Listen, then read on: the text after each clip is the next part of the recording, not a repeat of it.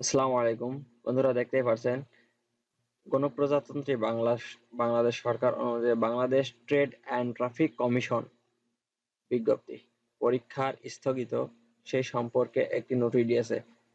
অনিবার্য কারণবশত আগামী 20শে জুলাই 2024 তারিখ রোজ শনিবার সকাল 11 ঘটিকায় Bangladesh trade and traffic commission প্রথম 22 তলা সরকারি অফিস ভবন 10 তলা সেগুনবাগিচা ঢাকায় অনুষ্ঠিতব্য কমিশনের সিস্টেম অ্যানালিস্ট পদে প্রার্থীদের লিখিত পরীক্ষাটি নির্দেশক্রমে স্থগিত করা হলো।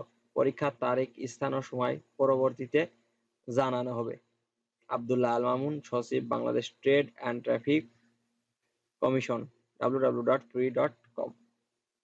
তো আপনারা যারা জানেন যে বা ফোনে এসএমএস দিয়েছেন বা ওয়েবসাইটে জেনেছেন যে সিস্টেম অ্যানালিস্ট পদে পরীক্ষা হতে চেয়েছিল, তারা সবাই নিয়োগ বিজ্ঞপ্তিটি দেখেন। পরীক্ষা হবে না, পরীক্ষাটি স্থগিত করা হয়েছে। সো ভালো থাকবেন, সুস্থ থাকবেন এবং নিজে সচেতন থাকবেন। ধন্যবাদ সবাইকে। আসসালামু আলাইকুম।